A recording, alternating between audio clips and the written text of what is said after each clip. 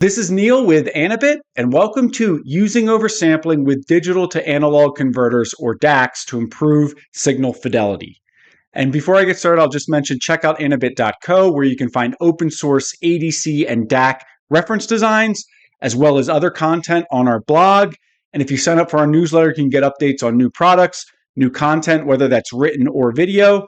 Check us out on Instagram. And if you like what you see here, please hit the thumbs up for this video. Let's get started. Okay, we're going to start out with a quick overview of a DAC, and then we're going to dive into oversampling. We're going to talk about its benefits and its one main drawback. And then, just like every Anabit video, we're going to see the theoretical in action. So we'll look at a demo of oversampling and its benefits. So a DAC, or a digital analog converter, takes digital data in, and then it outputs discrete points to create an analog signal. Now, you could use a DAC for DC purposes or very low frequencies, but you can also use a DAC to create things like audio signals or communication signals, AC waveforms. So oversampling is more applicable to when you're using a DAC for these AC waveforms. So keep that in mind as I go through that. And a DAC input typically consists of some type of bit count, 8 bits, 12 bits, 14 bits.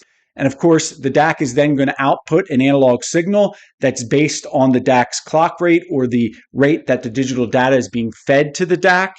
And of course, the DAC's output analog AC signal is going to be bandwidth limited based on the DAC's sample rate. If we look at the Nyquist sampling theorem, we basically could have a maximum analog output, a maximum bandwidth of the sample rate of the DAC divided by 2. Of course, that's just more of the theoretical bandwidth boundary, and in practical circuits, because parts of that circuit are non-ideal, you typically need to do more than 2 samples to create a reliable, accurate representation of the analog signal you're trying to create. And basically what oversampling is using more points than you need to create that AC signal. It's not a defined amount of points, but it's going to be well above the Nyquist rate. Right? So we could create a sine wave with 4 points, 6 points, or 8 points, or we could use something like 24 or 32 points, and then we're getting this benefit of oversampling, which the benefit of oversampling is the filter design is easier, right? So when you use a DAC, it doesn't output a smooth analog signal. It outputs a sort of a step signal, as we'll see on the next slide, that contains these unwanted image frequencies, as they're referred to. When you use a DAC for AC signals, you typically put what's known as a reconstruction filter, or sometimes it's called an anti-image filter on its output, which is just a low-pass filter that's typically set for some type of cutoff frequency, around that Nyquist frequency area. So by doing oversampling, we make that filter design easier, and we'll see that in action. We also can get a better signal-to-noise ratio for our output signal. Of course, there's a trade-off, though, right? So if we're doing oversampling, it means we need a faster sampling DAC, right? And if everything else is equal, such as resolution and things like that, the price of that DAC, of course, is going to be higher. But if we go back to the filter aspect, if our filter design is less complex and we have less filter stages, that increase in cost might be washed out. Okay, so let's dig into how we get better signal fidelity with oversampling. So here we're looking at a sine wave generated by a DAC in the time domain. And I'm going to use a sine wave as an example throughout this tutorial. Of course, you can make any type of waveform from a DAC, but a sine wave is a nice one to use for this example because it's just a single frequency. In orange shows the DAC's output without a reconstruction or anti-image filter, right? So we can see that step response. And how does that step response come about? Well, the horizontal steps on there represent the DAC points and the sample rate, or the sample and hold time, right? So we're going to output a point for a certain amount of time, and then we're going to switch to the next point, which leads to either a rise up to the next point or a fall time to the bottom point. So these steps are what's creating the image frequencies that we don't want in our signal. What we do is we add this reconstruction filter to give us more of that blue line. But of course, that comes with a cost because we got to do a lot of filtering to really knock those image frequencies down to a very low level. Okay, so we talked about what a sine wave looks like from the output of a DAC without a reconstruction filter or a low-pass filter. Here is the same view of that signal, but in the frequency domain.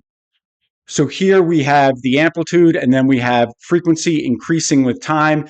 And what I'm showing is the multiples of the sample rate for our frequency access. So this point right here would represent the single frequency of the sine wave we were creating. And these other points represent the image frequencies that we don't want.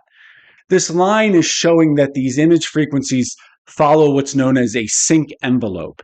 And this sync envelope, along with the math behind it, gives us this formula for calculating where we'll see the image frequencies. I'm not going to go into the math that shows why this happens, but of course it's related to the frequencies and those step functions in the frequencies where you see those rise and fall times on the previous slide.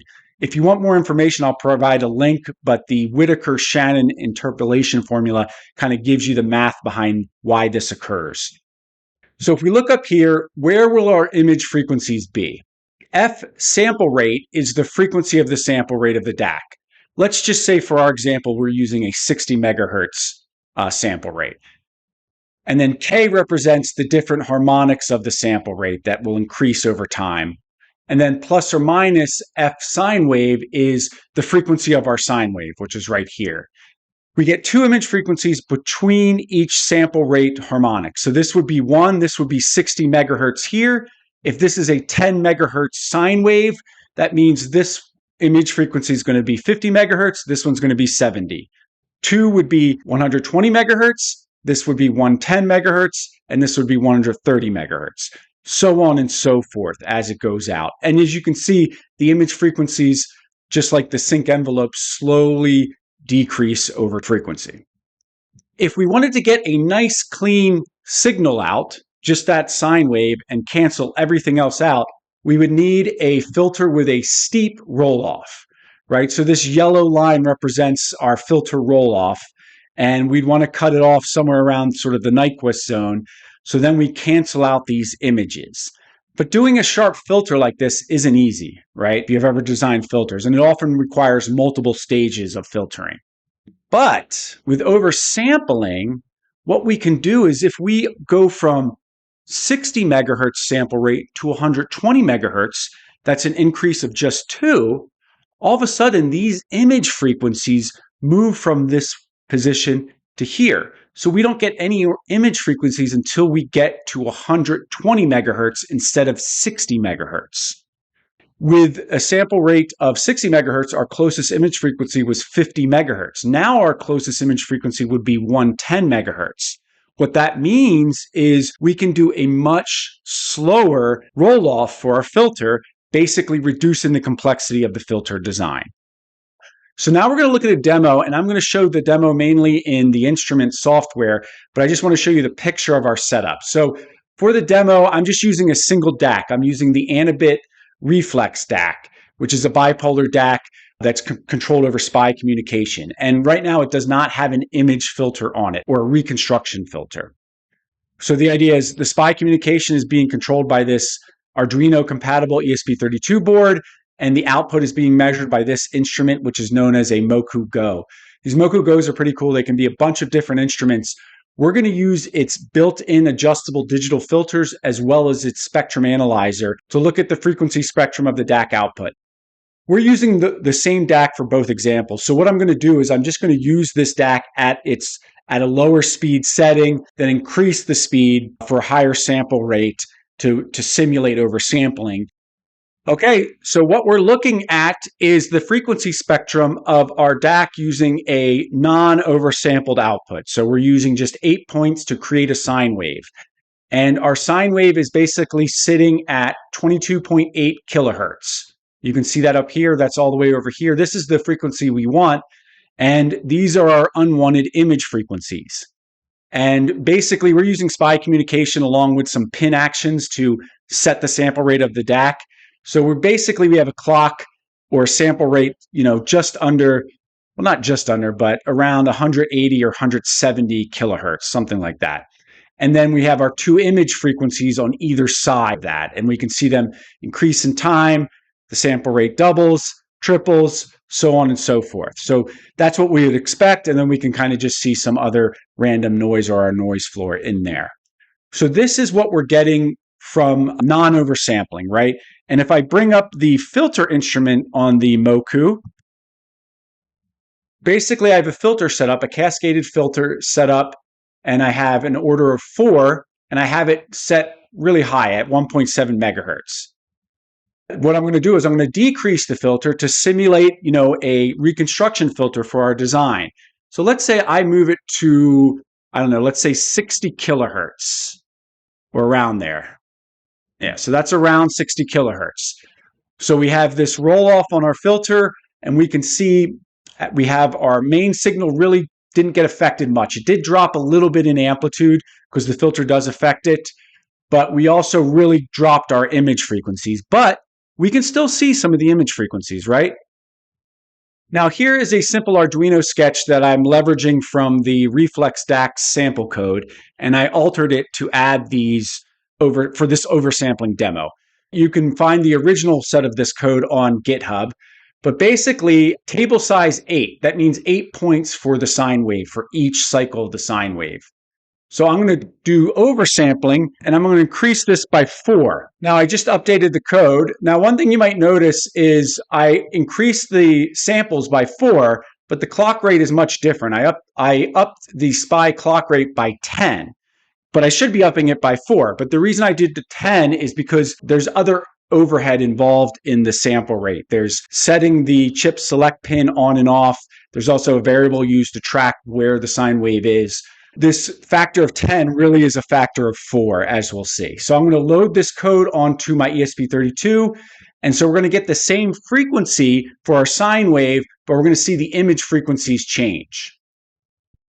Okay, so now we've uploaded our new code to the Arduino. So now we're doing oversampling. So we went from doing 8 points per sine wave cycle to 32, and we increased the sample rate to match that by 4. Notice we have the same frequency, right? So about 22.8 kilohertz, and we still have our filter on. Let me get rid of this code. We still have our filter on at about 60 kilohertz. Notice we don't see any image frequencies. They're all dropped below negative 80 dBm.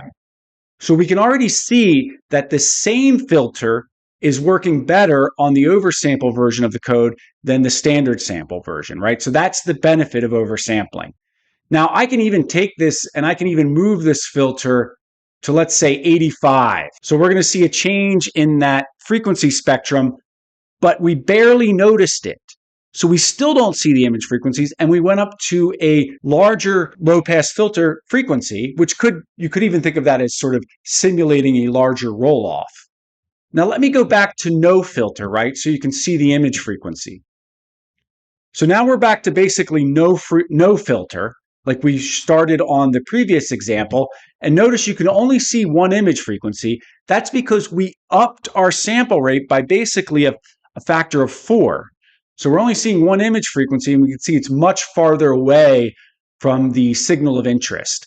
Also notice, I mean, this is hard. I didn't capture it in the first demo, but you can also notice this noise floor in general around the images is lower.